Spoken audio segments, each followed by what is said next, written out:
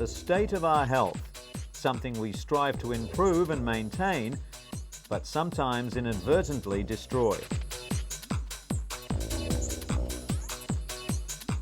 Universally, it's vitally important, and the Germans have a universal word for it.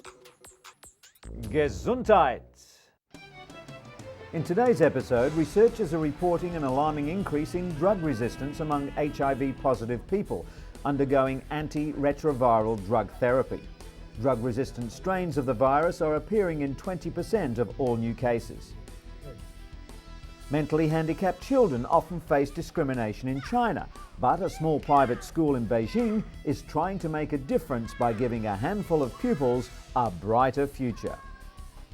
A major research study has revealed that nearly a third of heart attacks and strokes could be prevented with wider use of cholesterol-lowering medication. The drugs known as statins could also help people suffering from diabetes. And an air purifying system that can kill airborne biological agents in ventilation systems has been developed at the Johns Hopkins Applied Physics Laboratory. Not only will it destroy deadly anthrax bacteria, but smallpox as well.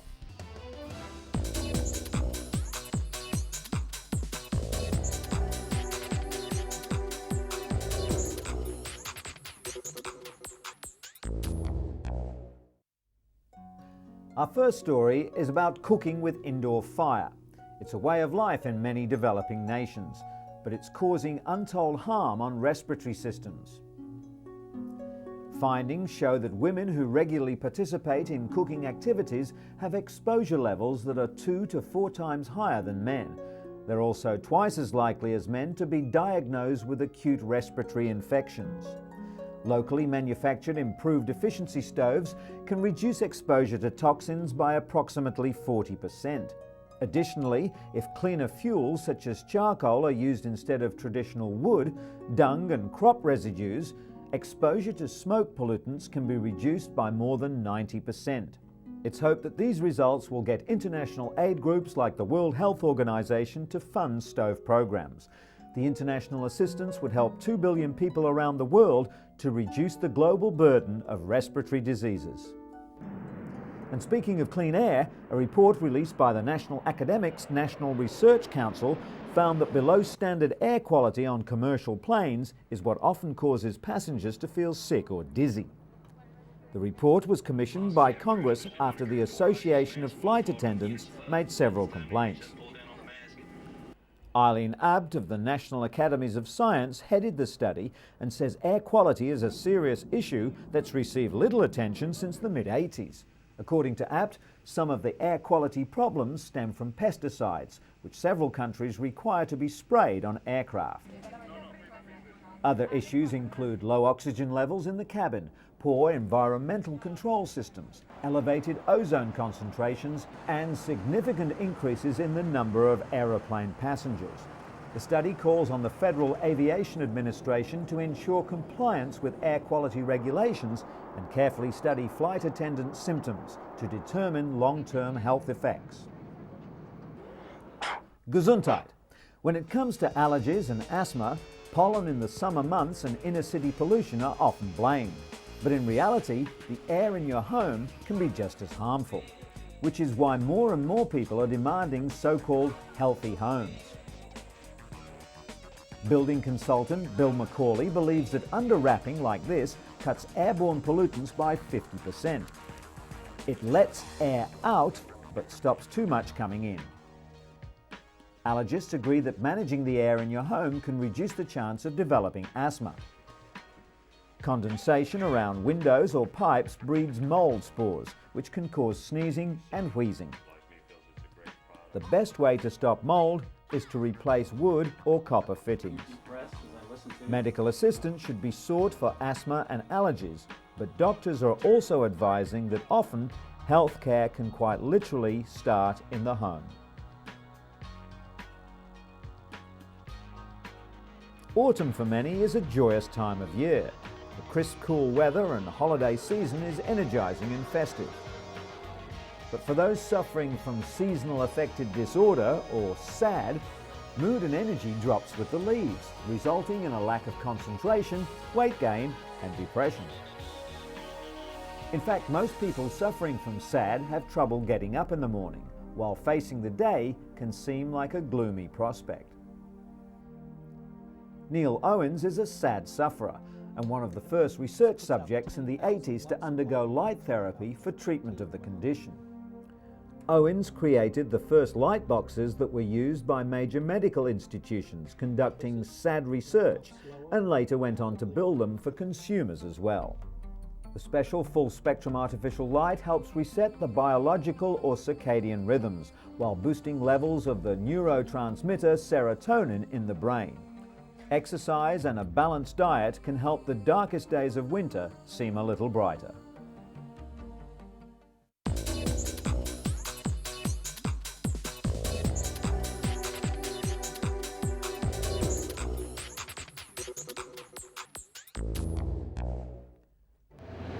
At first glance, the statistics don't seem so ominous.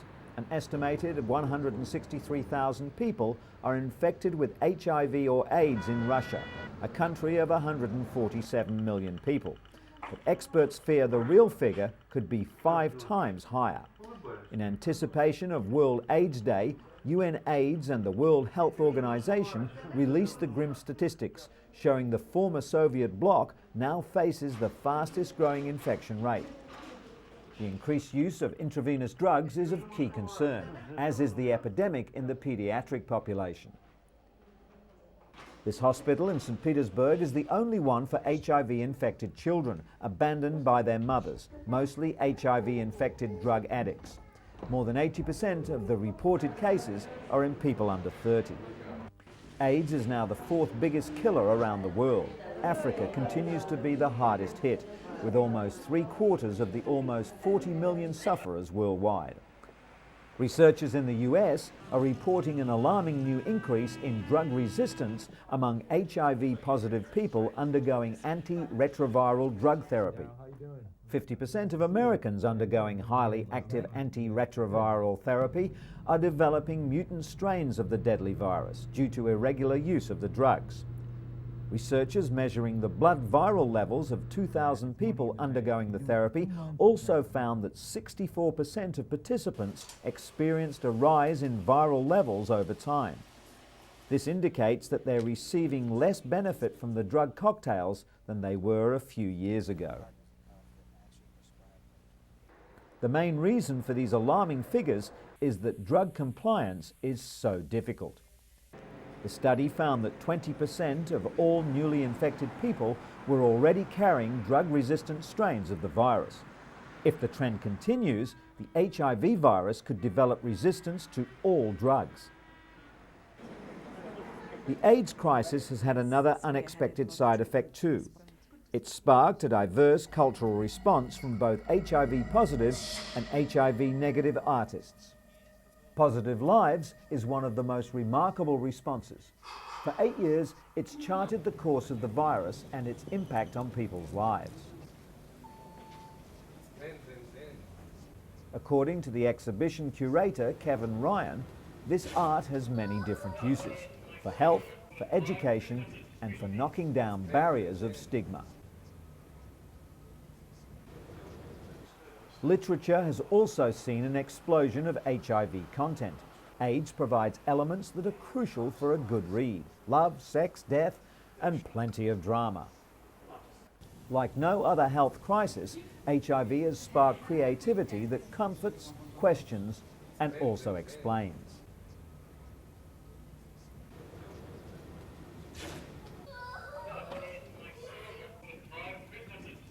Art, homespun as well as highly sophisticated, continues to chart HIV/AIDS progress and reflect it onto a wider audience.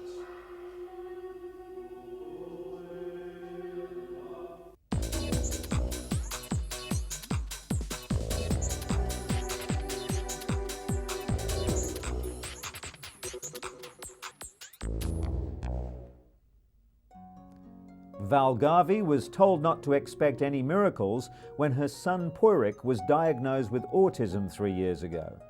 Doctors told her he'd never be able to form relationships, use his imagination, hold conversations, or even dress himself. Now 6, Porik can do all that and more.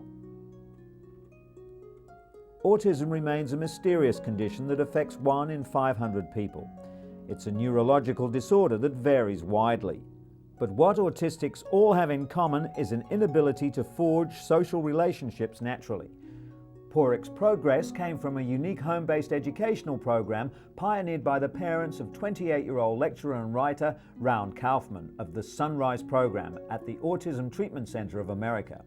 At 18 months of age, Raun was diagnosed with severe autism and an IQ of less than 30. By the time he was 5, all traces of autism had disappeared.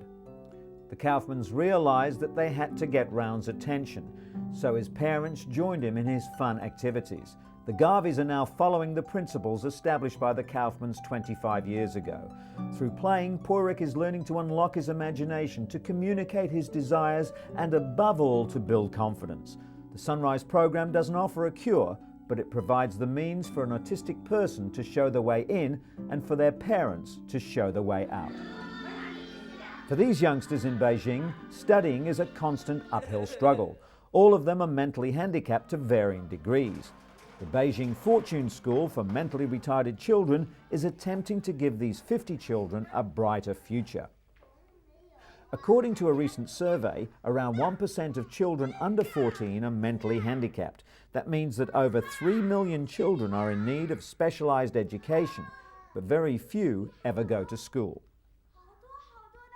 2 women, Professor Huang Yiping and Professor Mao Yuyan, teamed up to open this school in 1985. Professor Huang's daughter, Wang Wei, is now 25 and works in the school kitchen. Her proud mother is determined to give other children something her own daughter never had: access to proper care and education. The Beijing Fortune School has grown over the years. It now has a staff of 20, including 6 full-time teachers, and provides education for children aged 3 to 14.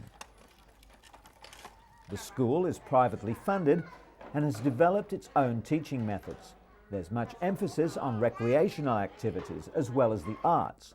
It also provides in-house training for its teachers and support staff.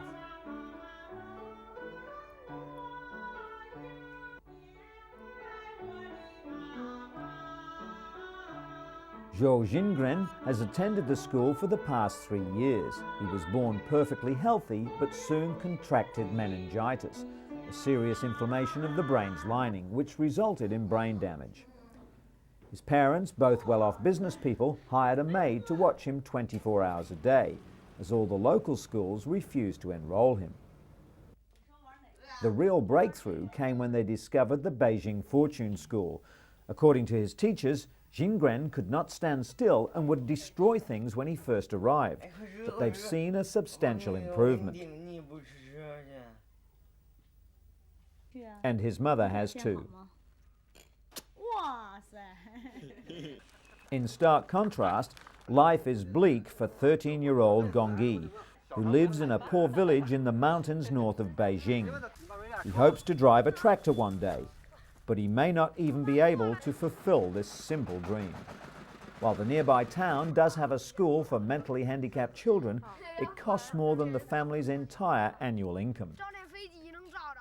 Gongyi now spends his days wandering around the countryside, and there's very little that can be done to brighten his future. When Anna Luzinski came to the United States from Austria for surgery over a year ago, it was cerebral palsy that made it difficult for the 7-year-old to walk. Surgeons operated for roughly 8 hours to lengthen several muscles and rotate her femur to bring about an amazing transformation. This pitter-patter of little feet is music to her mother's ears. The Mayo Clinic Biomechanics and Motion Lab in Rochester, Minnesota has the same technology used by Hollywood animators and video game designers, only they used it to help children like Anna walk normally. Anna is first outfitted with the cutting-edge equipment, which is monitored by cameras and balance plates all the way down to the heated floor. They measure the intricate and complicated actions that go into walking. From the location of several small markers, doctors can calculate how the joints are moving, which is then used to guide surgical treatment of patients. Surgeons who performed Anna's previous operation are amazed at the dramatic change in her gait. Today's session is more than just a celebration of her progress. Anna is back for more treatment. This computer-generated stick figure made in her likeness will help the surgical team plan her next procedure. It's the same type of software that perfected the legendary swing of Tiger Woods for a video golf game that's putting a swing in the step of youngsters like Anna.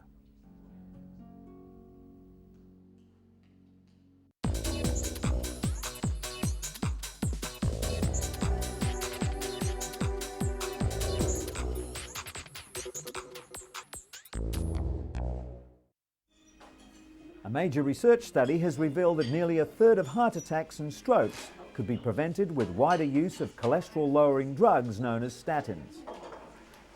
The study, billed as the world's biggest trial, involved 10,000 people testing the new drugs. Statins are normally given to people who have very high cholesterol levels, but the study showed they also work in those with normal or low cholesterol. The British Heart Foundation described the findings as a major advance in the treatment of heart disease, especially as 1.5 million Britons currently suffer from the condition. 6 years ago, Kelly Perkins came to UCLA for a heart transplant after a virus damaged her own heart. Today, she and her husband Craig are making a social call. They've come to see cardiologist Dr. John Kobashigawa, the man who helped Kelly get her life back. 40-year-old Kelly wants to share one of her proudest achievements. She recently returned from Tanzania, where she became the world's first transplant recipient to climb Africa's highest mountain, Mount Kilimanjaro. Kelly's 8-day trek was recorded by a documentary film crew. She's climbed other mountains in the US and Japan, but at 19,340 feet, Mount Kilimanjaro was the highest and the most challenging. Being a transplant recipient means that Kelly fatigues quickly, and because nerves were severed during surgery, her heart doesn't keep pace with her level of exertion. The climbers set out for the summit at midnight in sub-zero temperatures. Having conquered Kilimanjaro, Kelly's now looking for another mountain to climb. It's her way of demonstrating that transplant recipients can live a full life while encouraging people to save lives by being organ donors. Kelly's plea comes as a timely reminder, following the news that Robert Tools, the recipient of the world's fully contained artificial heart, died. Tools received the EP04, a grapefruit-sized plastic and titanium heart. Only expecting to live 30 days, he survived for almost 5 months. The former teacher moved from Colorado to Kentucky 5 years ago to receive a heart transplant, but was turned down because of his deteriorating health. But ultimately, it was abdominal bleeding related to his severe and chronic medical condition that killed him, not a malfunction in the device. 6 people, including Tools, have so far received the artificial heart. The EP04 is designed to extend the lives of patients who would otherwise die of heart failure and are ineligible for a heart transplant. Its internal battery system allows patients to be free of tubes and wires required to power previous devices. And, contrary to traditional medical belief, researchers have found evidence that human heart cells can regenerate. Doctors discovered that a recipient's own cells multiplied in the new heart, repairing damage previously considered irreversible.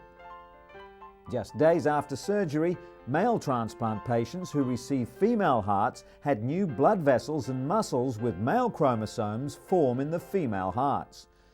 This means that the recipient's remaining heart tissue may have had primitive stem cells that were called into action to repair damage.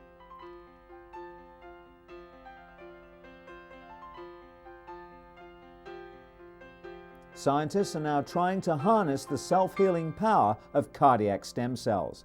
Someday they could treat millions of heart conditions just by stimulating the body's own regenerative power.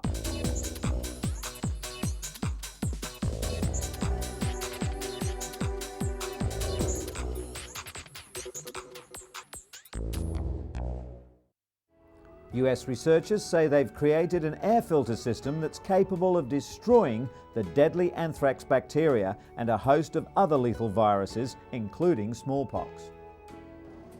The air purifier that can kill airborne biological agents in ventilation systems was developed at the Johns Hopkins Applied Physics Laboratory in Maryland.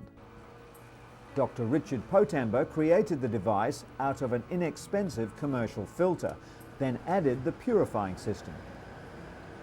The hybrid unit combines free radicals to help kill the viruses, with new technology known to neutralize airborne pathogens with ultraviolet light. To test the device, scientists piped in molecules that imitate viruses, bacteria and spores. After being run through the filter and cultured, the artificial contaminants were dramatically reduced to an almost undetectable level. In addition to killing anthrax spores, Dr. Potambo's device could help hospitals prevent the spread of infectious agents.